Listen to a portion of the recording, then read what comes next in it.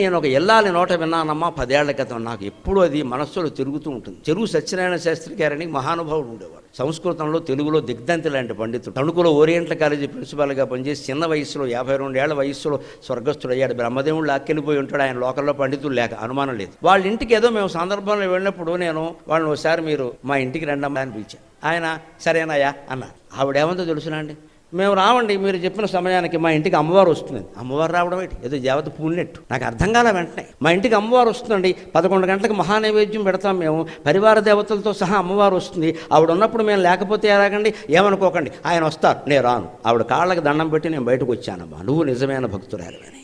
అమ్మవారు పరివార దేవతలతో సహా ఆ ఇంట్లో ఉందని ఆవిడ భావన చేస్తుంది.